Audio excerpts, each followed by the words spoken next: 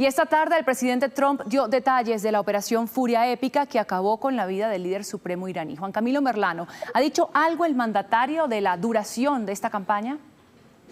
Andreina, nos encontramos aquí en la Casa Blanca, donde hace tan solo unos minutos el presidente Donald Trump regresó tras un fin de semana en su residencia en Mar-a-Lago, en Florida, desde donde ordenó una operación con el objetivo de un cambio de régimen en Irán y que hasta ahora deja el resultado del líder supremo iraní Ali Khamenei muerto, así como también de otros miembros del régimen iraní. Sobre la duración de la campaña, no dijo en su mensaje el presidente Trump mayores detalles, dijo que hasta cumplir con los objetivos de paz y estabilidad en el Medio Oriente, pero sí dio una serie de entrevistas a lo largo de la tarde. Una de ellas fue con el Daily Mail, donde sugirió que podría durar unas 4 semanas, aunque esto podría cambiar. También se refirió el presidente de los Estados Unidos a un balance de las primeras 36 horas de este operativo. Dice que ha sido exitoso, acabando con más de 2.000 blancos, eliminando el liderazgo, y también lamentó la muerte de los 3 soldados estadounidenses, pero dijo que hay que estar preparados para más muertes.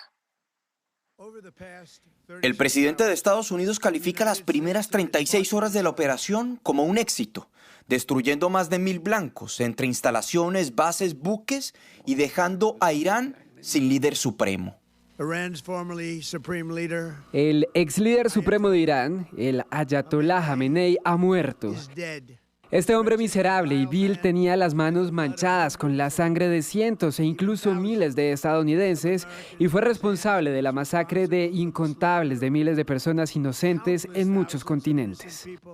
Es la declaración más reciente desde el lanzamiento de la operación Furia Épica, el sábado a la 1:15 de la mañana desde la sala de situación improvisada en el club del presidente Trump, Mar-a-Lago, donde se verificaban los primeros ataques en suelo iraní.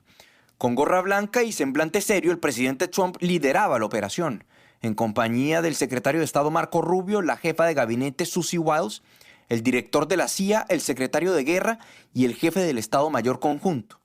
En Teherán eran las 9:40 de la mañana hora local cuando uno de los complejos militares fue bombardeado.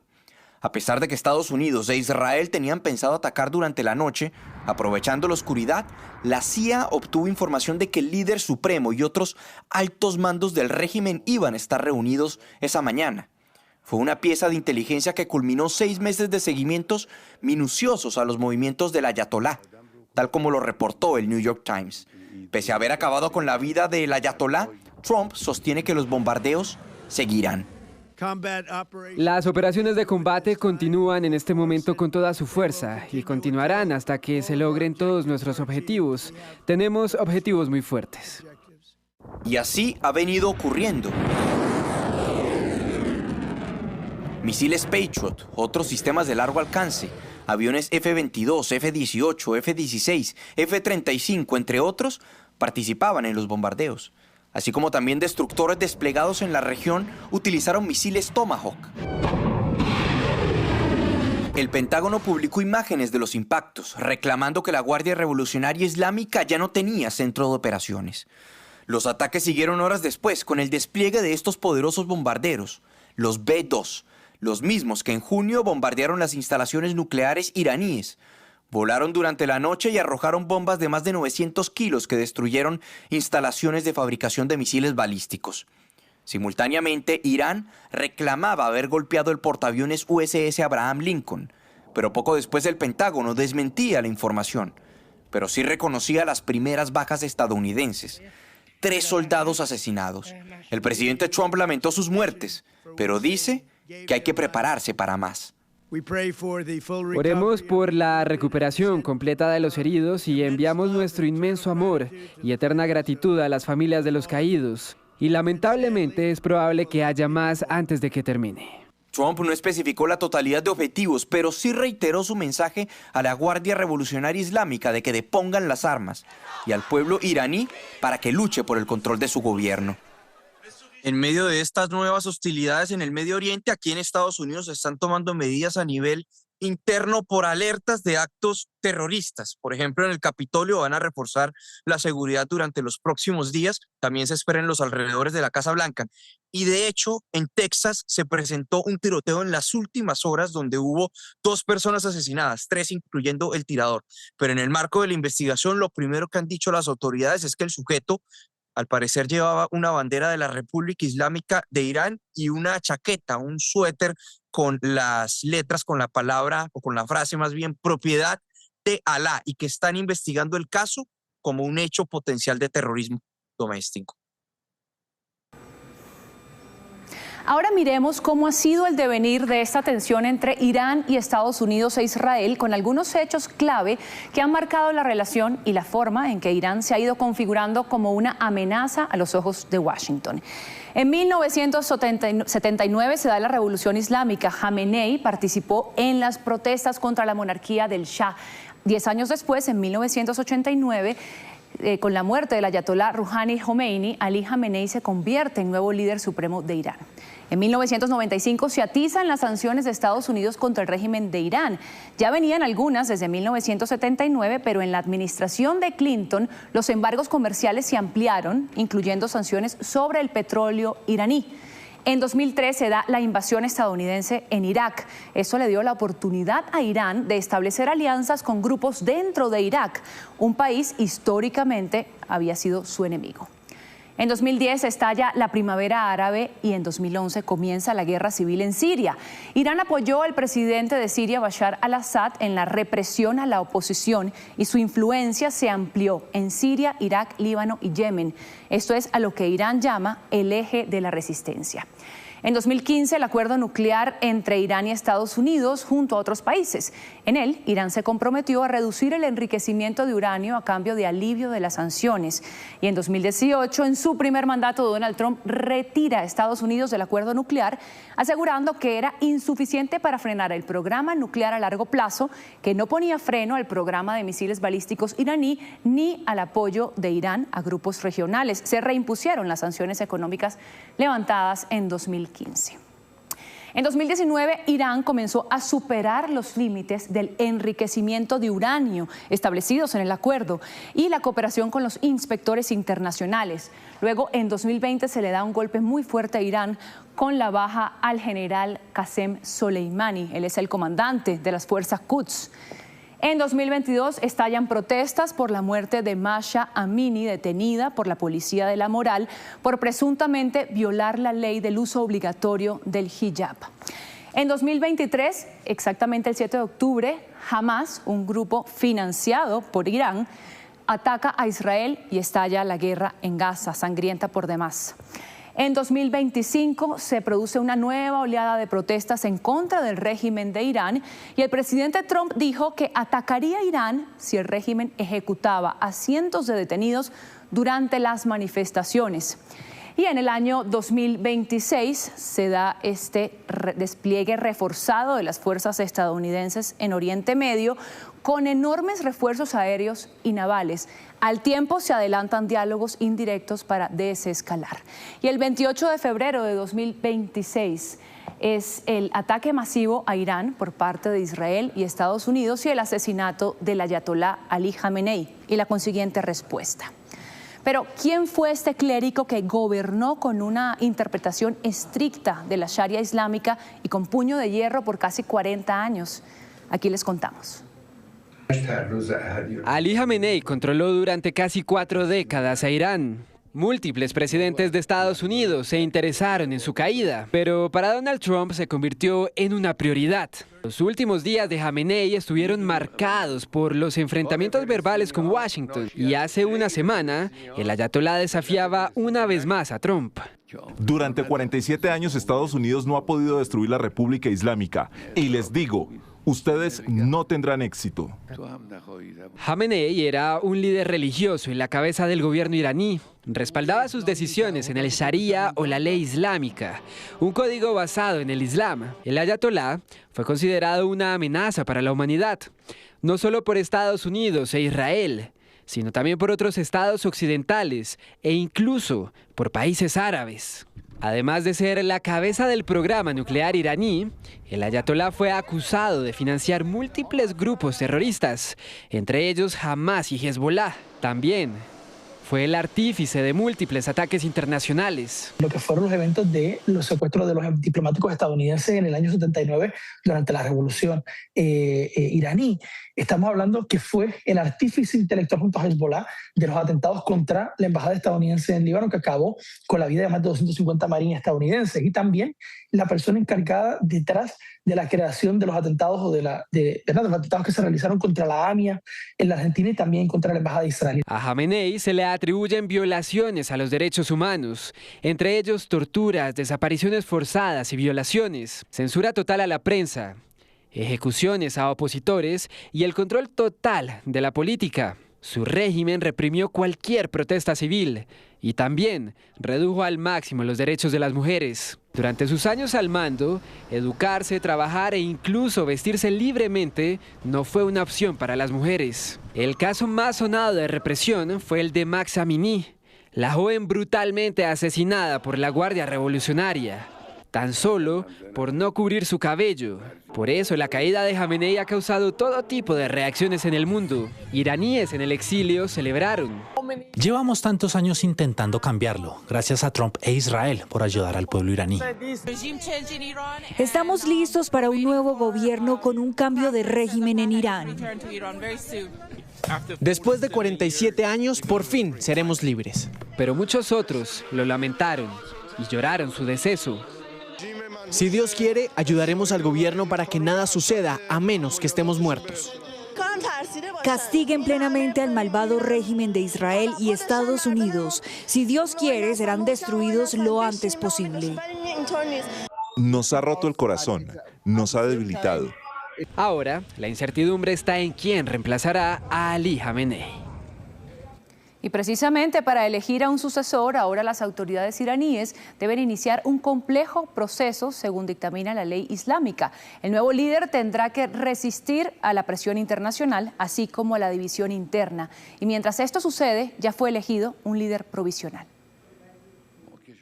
El líder supremo de Irán es la máxima autoridad política del país. Controla las fuerzas militares, el poder judicial, la prensa y en general toma todas las decisiones importantes del gobierno. Cayó el régimen de Ali Jamenei. ¿Es posible pensar en un cambio en Irán hacia la democracia? No existen las transiciones fáciles de una dictadura horrenda a una democracia. Incluso las transiciones fáciles, como en España, vinieron de una dictadura que relativamente se fue ablandando de a poco a través de los años.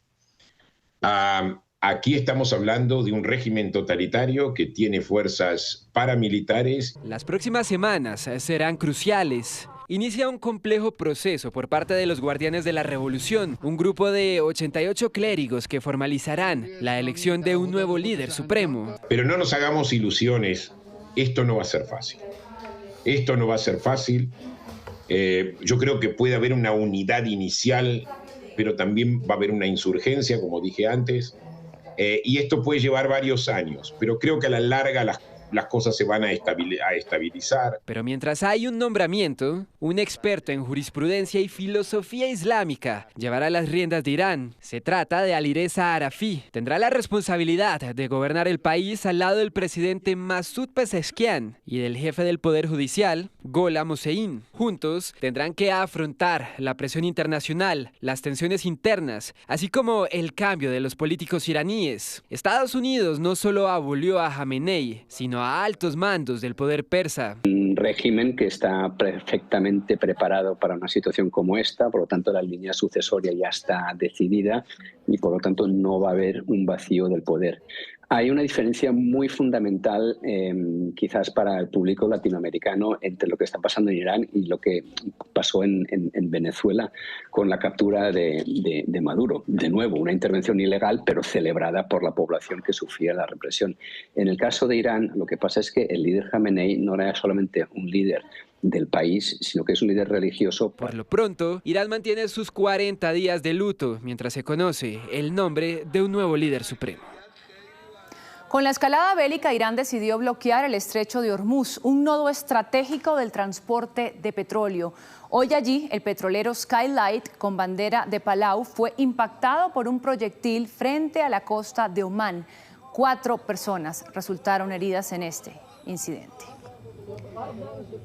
Y aquí vamos a ver en el mapa dónde está el estrecho de Hormuz. Se encuentra ubicado entre Irán y Omán, que controlan el norte y el sur del corredor marítimo respectivamente. En su punto más estrecho tiene 33 kilómetros de ancho, pero las rutas navegables son mucho más reducidas.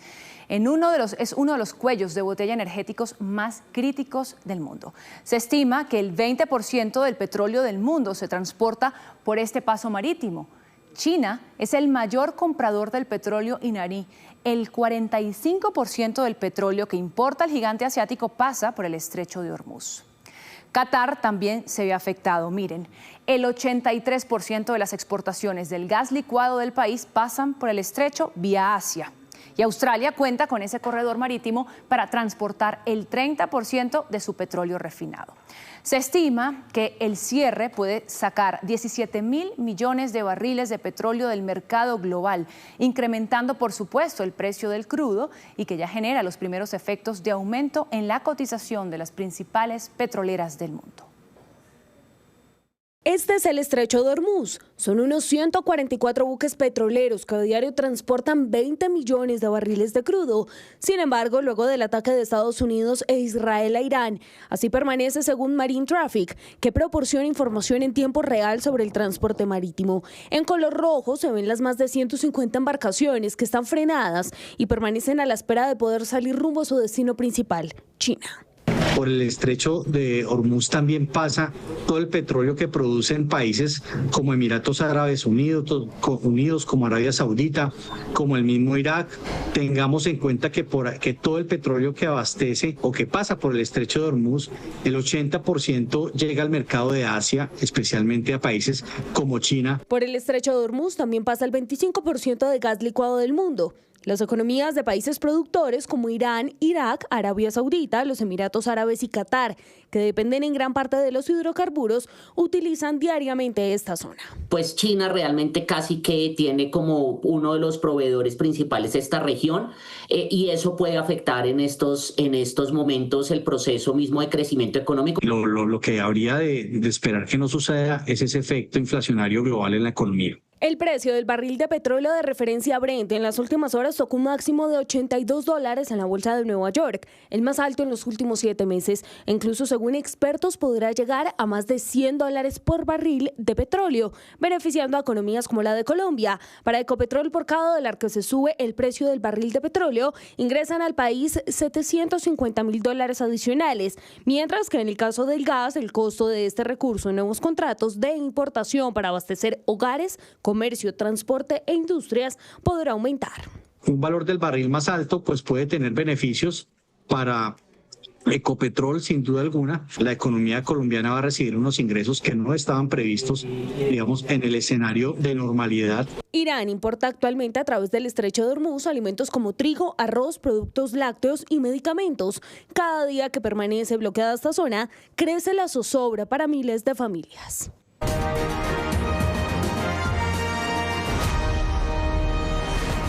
Colombia decide 2026. En este momento faltan 6 días, 12 horas, 26 minutos y corren los segundos para que se abran las urnas el próximo 8 de marzo, cuando decidiremos en manos de quiénes quedará el Congreso de la República y quiénes serán los candidatos presidenciales en las consultas interpartidistas. Hoy es el último día en el que los candidatos pueden hacer campaña en plaza pública. Estamos hablando de quienes aspiran a llegar al Congreso de la República, como de quienes se van a medir en las consultas. Precisamente veamos cómo fue el cierre de los integrantes de la gran consulta por Colombia. La militancia del Centro Democrático tuvo su cita en el occidente de Bogotá. Paloma Valencia a esta hora está oficializando su cierre de campaña.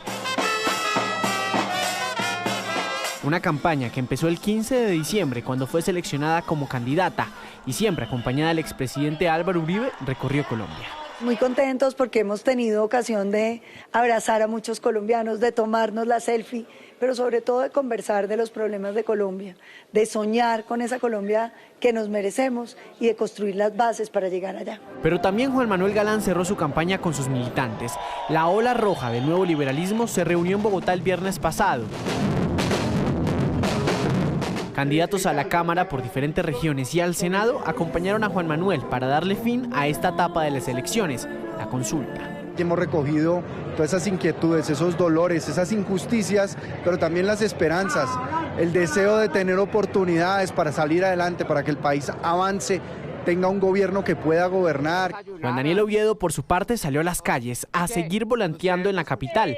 Para que le dé periodicazo al que se porte mal. Estuvo en la localidad de San Cristóbal, compartiendo sus principales propuestas para el país. Vicky Dávila estuvo en Chiquinquirá, en la Basílica de Nuestra Señora del Rosario. Allí compartió con sus simpatizantes para luego contar sus propuestas y convencerlos de votar por ella el próximo 8 de marzo. A cambio de hacer equipo con ustedes, los campesinos de Colombia. Juan Carlos Pinzón prefirió cerrar su campaña en Cali, en lo que ahora se llama Arena Cañaveralejo. Banderas rojas, moradas y azules estuvieron a su lado. El candidato aprovechó, mencionó sus propuestas en materia de seguridad para el Valle del Cauca. Aquí en Cali la gente necesita acompañamiento. Aquí en Cali la gente necesita que enfrentemos sus dolores. Y por eso estoy aquí haciendo este gran cierre en Cali, para que la gente sepa que tenemos gratitud, que tenemos confianza también en ellos y que ellos pueden tener confianza en quien puede ser su próximo presidente. El candidato presidencial Enrique Peñalosa continuó su recorrido por calles y semáforos de Bogotá. Así fue su manera de darle fin a su campaña. Toca sacar esto adelante, no vamos a quedar atrasados y demás. Entregando sus propuestas a los habitantes y pegando calcomanías en los carros de sus simpatizantes.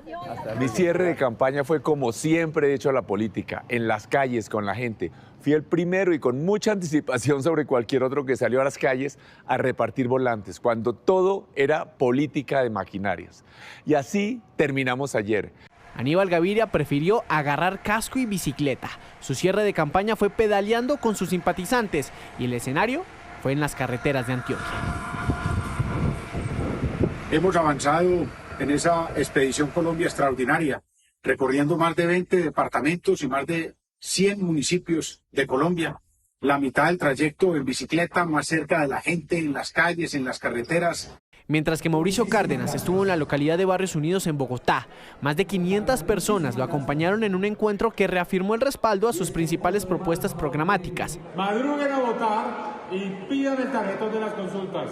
Y David Luna cerró su campaña en familia. Sus hijos y esposa lo acompañaron en Bogotá, en las localidades de Suba, Ciudad Bolívar, Engativá y Puente Aranda.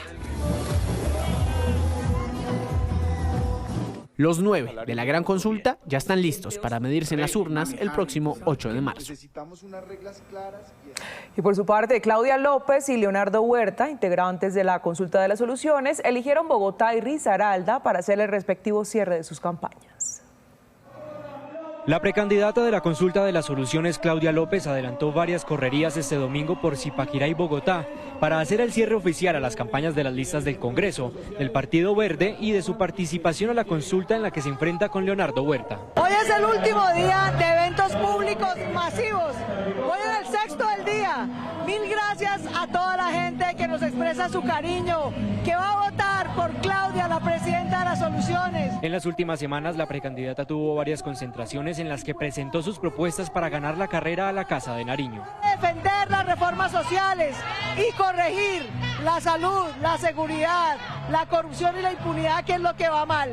Vamos a defender lo que va bien, el salario mínimo y las reformas sociales, a corregir la salud, seguridad e impunidad que va mal. Leonardo Huerta hizo lo propio. Sus últimas correrías fueron por Cauca y Risaralda, su tierra natal. Ayer terminamos gira en el departamento del Cauca, hoy estamos en todo Risaralda.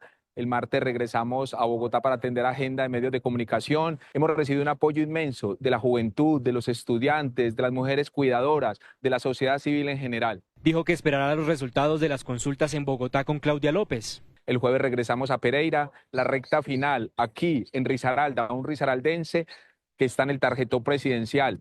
Vamos a estar hasta el domingo, voto en Pereira, en el puesto donde siempre he votado desde que tengo 18 años y a mediodía estar en Bogotá para esperar los resultados con Claudia. Ambos candidatos se preparan para definir sus fórmulas vicepresidenciales después de conocer los resultados del 8 de marzo.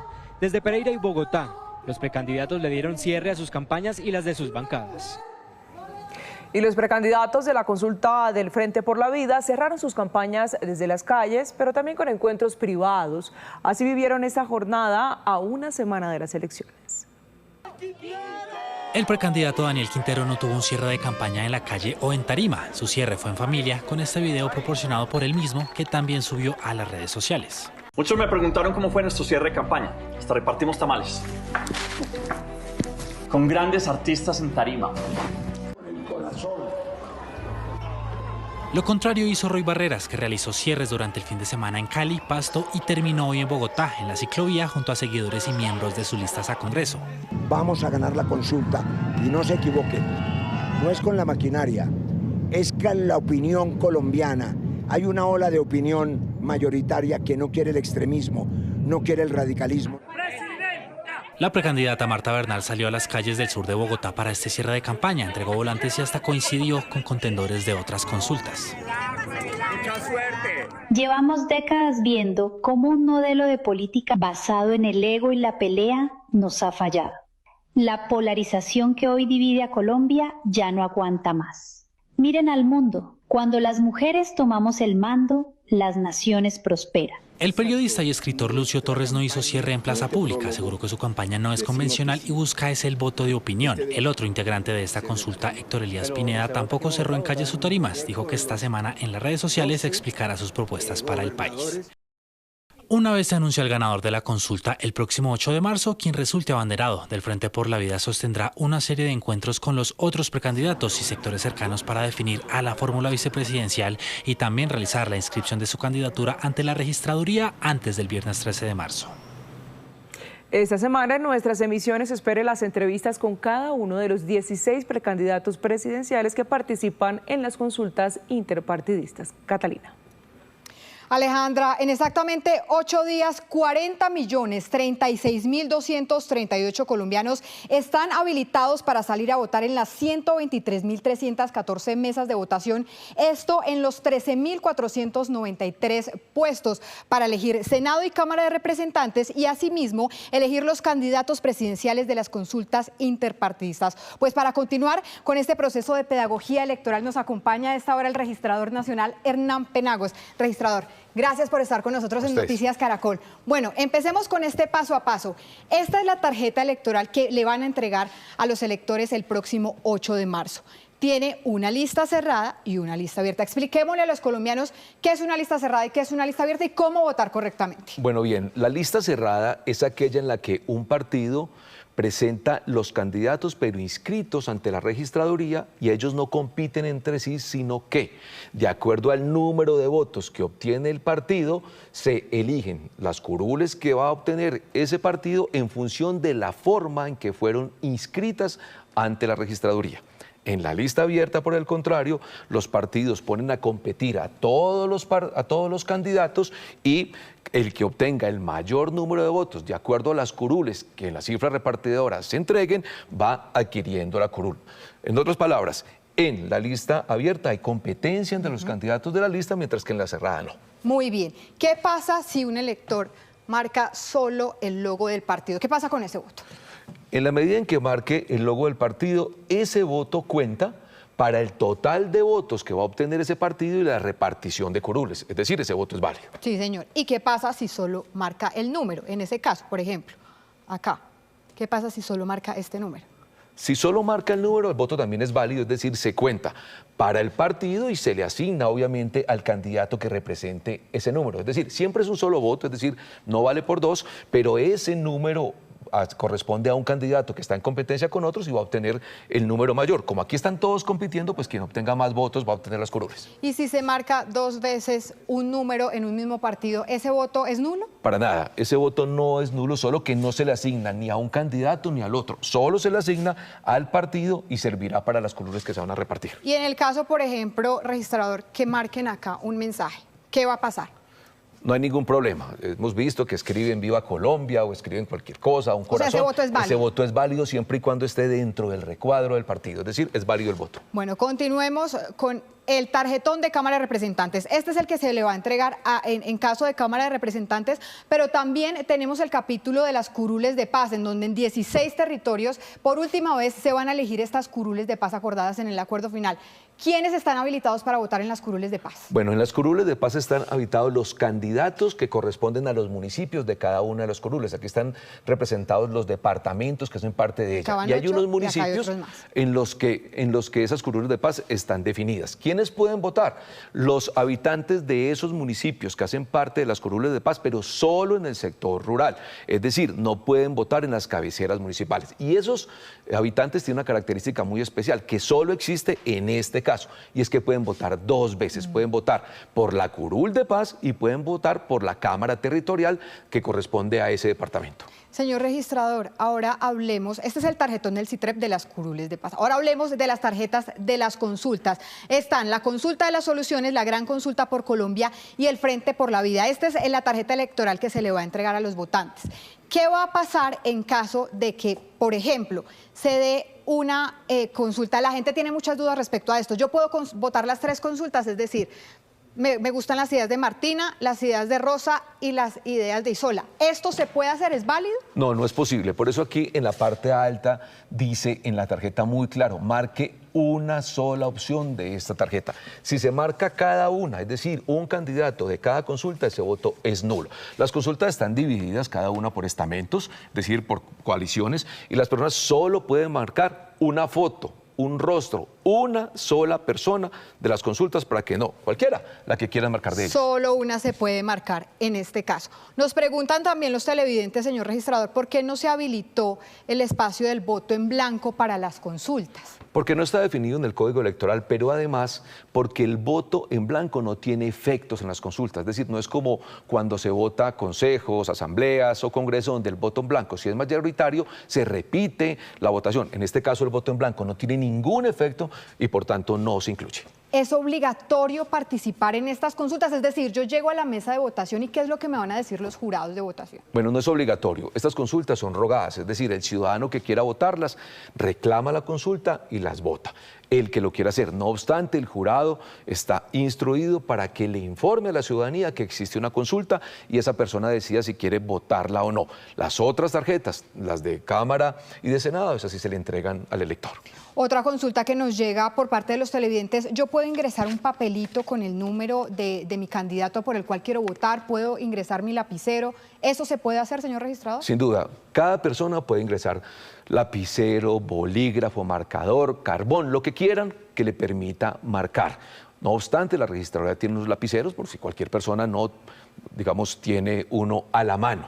Y sin lugar a dudas, en este caso, los lapiceros que cada uno lleve no tiene, digamos, dificultades. Pero también una persona puede llevar un pequeño documento, un pequeño informe, ayuda de memoria para poder saber. Recuerde usted que como en el caso de Congreso y de Senado no existen las fotografías, las personas tienen que grabar en su memoria tanto el partido y el logo del partido, como el número del candidato en el caso de las listas abiertas y en el caso de las listas cerradas, solo el logo del partido. Por tanto, una pequeña ayuda de memoria sí es posible que la tengan. Lo que no pueden es ingresar con el celular o tomar fotos de la manera como votaron dentro del cubículo. Eso es ilegal y tienen dificultades penales. Registrador, ¿a qué horas vamos a conocer los resultados de Senado, de Cámara y de las consultas interpartidistas? En este caso se va a procesar de la siguiente manera. Primero se va a procesar las consultas, en segundo lugar el Senado y en tercer lugar la Cámara de Representantes. Este procesamiento es diferente, no es como el de presidencia o el de cargos uninominales, que es muy ágil. Vamos a avanzar los tres a la par, pero la ciudadanía va a encontrar mucho más rápido las consultas. ¿Por qué? Porque las ordenamos que se procesaran más rápido, de manera que la ciudadanía tenga información más rápida. Ahora bien, como se trata de listas abiertas y cerradas, recuerden ustedes que hay que clasificar los votos, hay que mirar cuáles son abiertos, cuáles son cerrados, verificar a quién corresponden cada uno. Luego ese procesamiento es un poco más lento y se demora generalmente unas cuantas horas, como ha ocurrido históricamente. Señor registrador, ya para apartarnos un poco de la pedagogía, Hay que tener en cuenta que el presidente Gustavo Petro pues ha sido muy crítico con todo este proceso electoral que ustedes vienen adelantando desde la entidad. ¿Usted le garantiza a los colombianos que no va a haber ningún tipo de fraude electoral el próximo 8 de marzo? Sin duda que lo garantizamos. El procesamiento y este sistema electoral actual es el mismo que ha elegido los presidentes en las últimas décadas, incluyendo al actual. Juzguen ustedes mismos.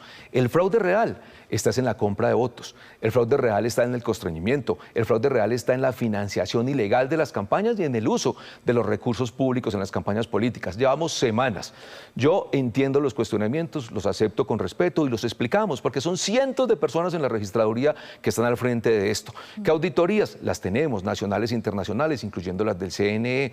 ¿Que hay dificultades o que preguntan que el código fuente? Está expuesto el código fuente, las líneas de programación son suficientes para que cualquier persona que conoce garantice que no hay problema. ¿Qué ocurre de aquí a la próxima semana con los software? Pues se van a congelar esta semana y luego con unas claves cualquier partido puede verificar que no van a ser alterados. Señor registrador, muy rápidamente, ¿están garantizadas las elecciones en todos los municipios del país en tema de seguridad? Hasta ahora están garantizadas. La última reunión de Plan Democracia con la Fuerza Pública y con el Ministerio han dicho que todos los puestos y mesas de votación se van a abrir. Lo ha garantizado el Ministerio de Defensa y la Cúpula Militar. Perfecto. Señor registrador, muchas gracias por estar con nosotros en Noticias Caracol.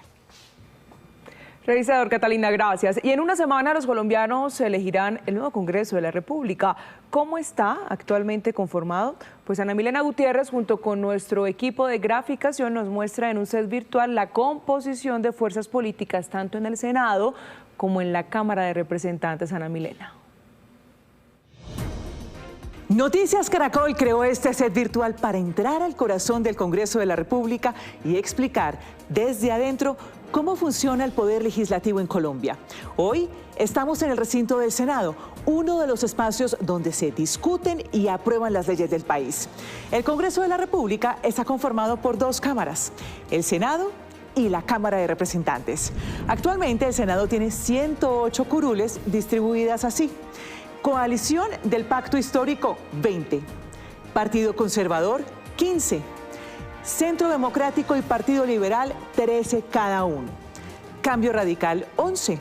Partido de la U, 10. Alianza Verde, 8. Comunes, 5. Mira y En Marcha, 3 cada uno.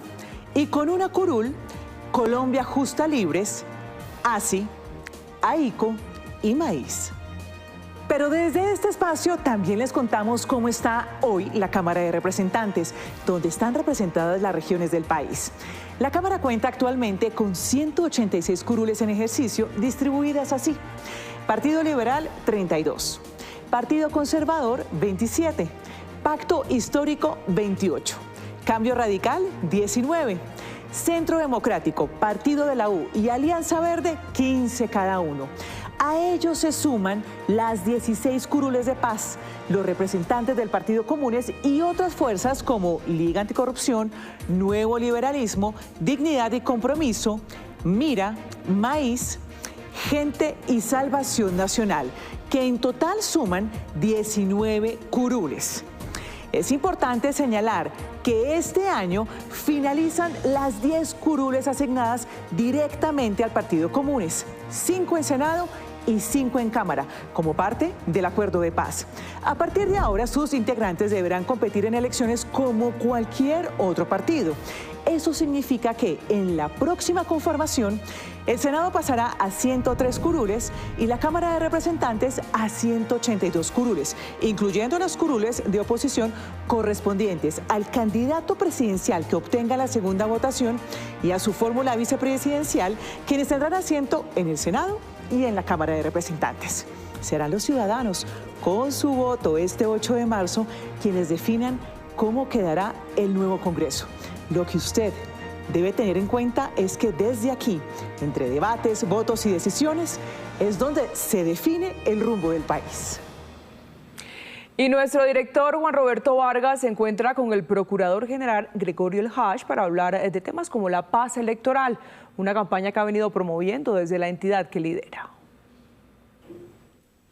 Y en esta cobertura especial de Colombia Decide, cuando estamos ya a una semana de las elecciones, como lo hemos dicho en esta edición central de fin de semana, pues hay un tema fundamental y que ha sido polémica en los últimos días en Colombia. El propio presidente de la República ha puesto un manto de duda, ha sembrado dudas sobre la transparencia en la manera en que se van a tramitar, procesar y escrutar los datos de las elecciones.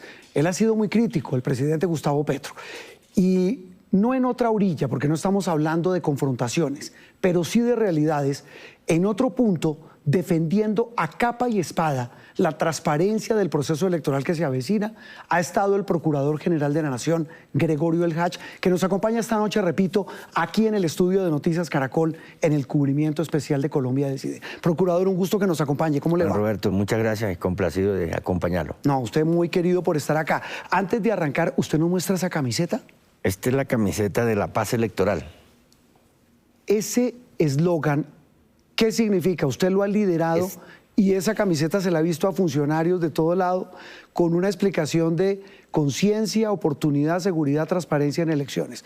¿Qué significa esta campaña, Procurador? Es una estrategia comunicacional para alejarla de campañas, que lleva un mensaje que promocionamos en principio, Contraloría, Procuraduría y Registraduría, tratando de defender la institución de las elecciones para que Colombia asista tranquila, pacíficamente y a conciencia escoja su nuevo Congreso y su presidencia y vicepresidencia.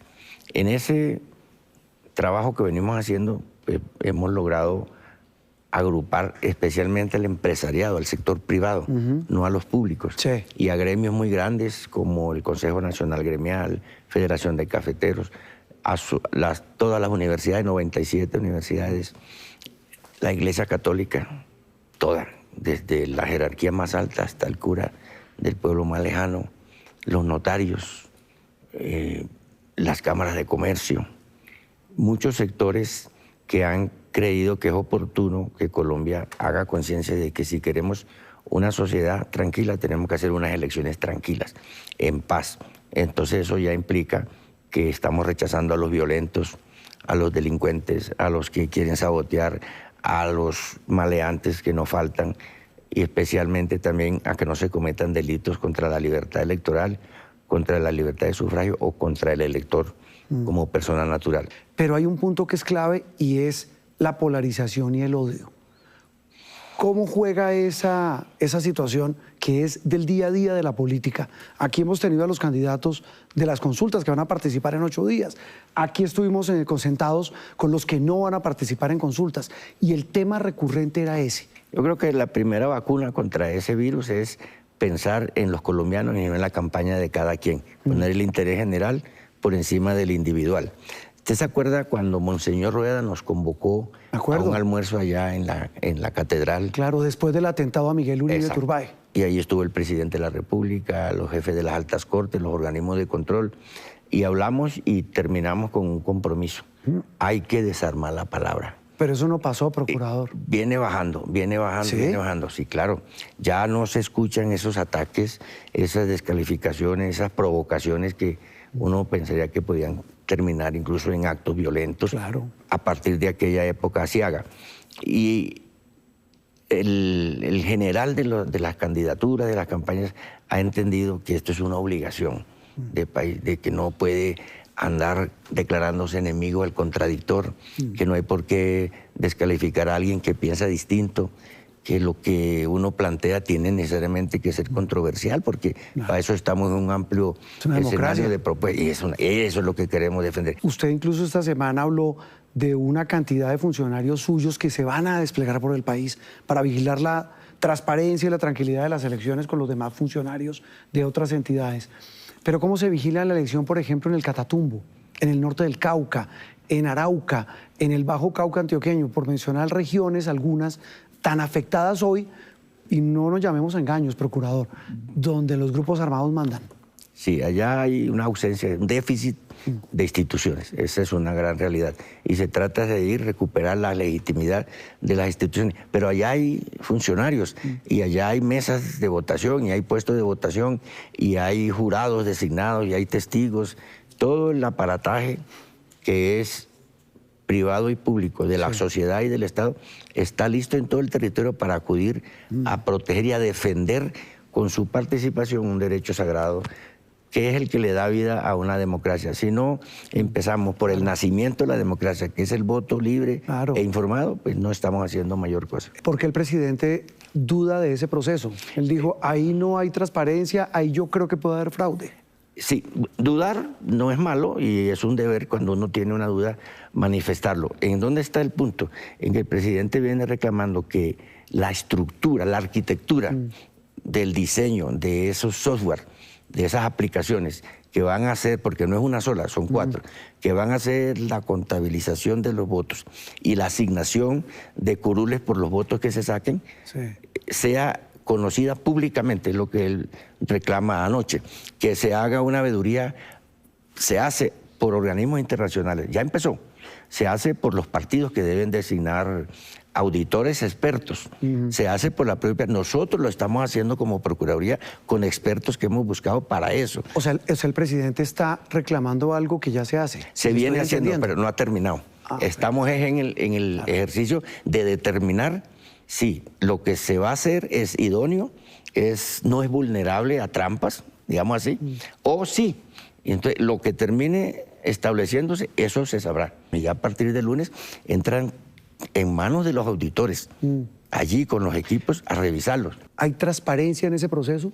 Claro. ¿Lo que usted nos está contando? O sea, esto es público y es que es de ley y es que los jurados, los peritos, los expertos en sistemas que mandan los partidos a vigilar sus intereses legítimamente, están viendo eso y le están mostrando qué es lo que hay y van a preguntar, a averiguar, a revisar, a hacer todo lo que esa ciencia de la informática puede hacer para buscar dónde están las fallas o no. Procurador, esas dudas del presidente podrían estar fundadas en lo que pasó hace 4 años, donde se refundieron, usted me corregirá, creo que 500.000 de votos. Usted todavía no era procurador, pero eso fue vergonzoso. Fue errores en el diseño del E14 porque cada partido tiene 100 casillas, pero los que tienen lista cerrada, como el pacto en aquel momento, es una sola casilla. Entonces, después del partido de la U, al final de la hoja venía la casillita, la U 100 casillas para los puestos. Y como esta era lista cerrada, aparecía abajo en la hoja y a veces no la cogía cuando la fotocopiaban. A veces fueron casi 800.000 veces, creo, o 400.000, una barbaridad. Si ellos no se dan cuenta de eso, vigilando los resultados electrónicos, entonces se hubieran quedado sin esa votación. Por eso digo que luego algo tienen de razón en sus prevenciones. Estar prevenido, pero gracias al funcionamiento de ese sistema fue que... Eso se lo pregunto, ¿qué pasa si algún sector dice yo no reconozco resultados en un ambiente tan polarizado como este? Nosotros lo que queremos es que acudamos a la justicia, que es el árbitro final de todas las controversias. Confiamos, porque así se ha demostrado, en la seriedad de nuestros jueces, de nuestro magistrado, de las altas cortes. Y también creemos que los colombianos estamos acostumbrados y sometidos a ese régimen nuestro. Con todas las cosas que se han dicho en los últimos tiempos, al final la justicia es la que ha terminado resolviendo que la consulta popular, que la convocatoria a la constituyente, que los decretos de emergencia. Y ahí estamos y no ha pasado nada. La institucionalidad. Claro, eso es lo que queremos defender con la paz electoral.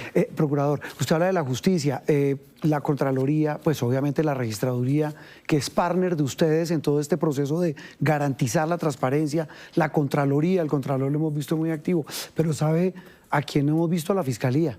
¿Por qué no participa en esta campaña? Hay algunas razones. Uno, yo siempre he pensado que la Fiscalía hace una labor silenciosa, poco mediática, y va trabajando y va produciendo sus resultados. Registrador, Contralor y Procurador, estamos agrupados como órganos de control. Y la Fiscalía no es órgano de control, es órgano de la rama judicial. Nosotros somos autónomos, no pertenecemos ni al Ejecutivo, ni al Legislativo, ni a la Judicial. Nos mandamos nosotros mismos. Tenemos autonomía, además independencia, la Fiscalía no. Entonces esa de pronto es una razón por la cual no nos hemos agrupado con ellos, pero ellos trabajan y reciben todo lo que nos llega a nosotros, que creemos que constituye delito, enseguida la Fiscalía lo atiende. A propósito de eso, Procurador, esa paz electoral también riñe con una realidad espantosa. Nos decía alguien hace poco, el voto en la costa para estas elecciones está costando 250.000 pesos. En Santander, en Bogotá, está entre 200, 220. Uno lo dice folclóricamente, pero qué tristeza ver este tema de la compra de votos. Eso es inevitable. Pero mire, ese cálculo puede ser mal interpretado. De pronto se refieren a que entre los gastos que hace un candidato, que son desmedidos, y la votación que saca al final, el promedio de lo que gastó frente a lo que sacó, es eso. Esa es, digamos, una forma de entenderlo. Sí. La otra, que es más arrimada a la realidad, es que sí existe el delito. Eso le iba a decir. El delito de la compra del voto, para que lo entendamos. Y lo comete el que ofrece y el que vende el voto. ¿Qué tan común es ese delito en Colombia? Bueno, hay casos que se denuncian directamente, hay otros que lo sorprenden en el momento, hay flagrancia, pero hay escasa denuncia, la gente no tiene ese valor cívico para denunciar, no aportan una prueba, un indicio, algo, porque es que hoy día uno no puede hacer un proceso penal contra sindicar a alguien con base en una cosa que salió en redes o que alguien dijo en un trino, porque eso no es prueba de nada y necesita unos soportes. Procurador, otra práctica lamentable y común, la participación en política de funcionarios públicos. ¿Qué tanto han encontrado en este proceso ese fenómeno que es una falta pero también termina convertida en delito? Sí, y en eso sí hemos avanzado, pero no lo suficiente. Es la indebida participación en política, para precisar, porque no toda participación en política de los servidores públicos está prohibida, no toda es sancionable. Deme un ejemplo de una permitida. El voto es la primera obligación política. Es lo indebido. Para resumir, Juan Roberto, utilizar los bienes que uno tiene a cargo como servidor público para inducir o obligar a alguien a votar en favor de alguna causa o una persona, o para que vote en contra. Lo que todos los días vemos en los medios, un alcalde por allá de un pueblo que dicen que por ignorancia, pero no es tanto, coge y... Dice, voten por tal. Y tienen que votar porque si no, no les renuevo el contrato, o porque si no la quincena no llega, o porque la lista de los subsidios, mucho. Y pues nosotros percibimos también el subregistro, la gente no avisa, pero le voy a poner un ejemplo que hemos hecho en estos últimos meses. Un alcalde de una ciudad muy importante en Colombia, distrito, y tenía una persona muy cercana, su esposa, en una lista para consulta del pacto. Y entonces hubo unas denuncias, se comprobó y se lo suspendió porque no se lo puede sancionar sino después del debido proceso, todas las garantías. Y un juez de ahí, de esa misma ciudad o de ese mismo departamento, suspendió la medida cautelar de la Procuraduría y el señor volvió a ejercer. Y va a estar ejerciendo el 8. Imagínese. Y la señora quedó en la lista de los que van a ser elegidos. Entonces, nosotros tratamos de hacer cosas, pero viene la tutela, viene la acción popular, vienen todas esas cosas que hacen retrasar. Y como esto es con fechas fijas, cuando llegue la decisión nuestra, supongamos que después de todo termine comprobando que hubo mala fe, pues ya será inocuo. Será que es el problema. Porque lo que queríamos evitar, que era que influyera, eventualmente, hipotéticamente, pues no se logra porque ya el hecho se pudo. Procurador, para terminar este diálogo y volviendo con la campaña, y no quedarnos digamos, con el vaso medio vacío, porque sí, es una democracia, es un sistema imperfecto, como lo es la democracia, pero es un sistema y es nuestro sistema, es el que nos sostiene, y yo me quiero quedar con ese mensaje, procurador, el de la paz electoral que ustedes promueven con su escalera, que la vamos a mostrar, pero sobre todo con el mensaje a los colombianos de que hay que preservar esto que es lo más nuestro para, repito, imperfecta o no, tratar de superar los problemas que tenemos y en nuestra democracia. Se dice que la democracia es el sistema político menos imperfecto. Ese es lo que tenemos y funciona bien. Si queremos seguir con libertades, con empresa privada trabajando, con gente estudiando, con las señoras cada vez ganando más espacio en la dirigencia política y empresarial, creciendo en la economía, que haya mejores derechos, que la educación mejore, tenemos que tener una democracia. Si no la tenemos, estamos en una dictadura. Y la dictadura no garantiza nada, sino esclavitud política. Tenemos ejemplos cercanos. Miremos a ver si eso es lo que queremos. Si la mayoría se va por allí, pues tendremos una suerte que habrá que enfrentar el colombiano. Si las mayorías quieren mejorar lo que tenemos, entonces viviremos mejor y tendremos mejores instituciones. Pero al final, Juan Roberto, hay una consigna definitiva. Después de que haya elecciones libres, transparentes, seguras, oportunas y conscientes, se respeten los resultados que digan las urnas. Es decir, lo que termine en el preconteo y en el escrutinio. Salga como salga, en el entendido de que no sabemos quién va a ganar más, quién va a ganar menos, pero todo se haga limpiamente, todo se haga en forma democrática y con las garantías, con la vigilancia, con las auditorías, con el perfeccionamiento. Ahí yo creo que todos los colombianos coincidimos en que debe ser la mejor manera de escoger a los mejores que podamos. Gracias, procurador. A ustedes, y sigo yo mostrando mi escalera de la democracia, que yo sé que aquí la han apoyado mucho desde el principio y vamos a seguir hasta la segunda vuelta si la hubiere. Así es, sí señor. La paz electoral aquí con el Procurador General en este cubrimiento especial de Colombia Decide.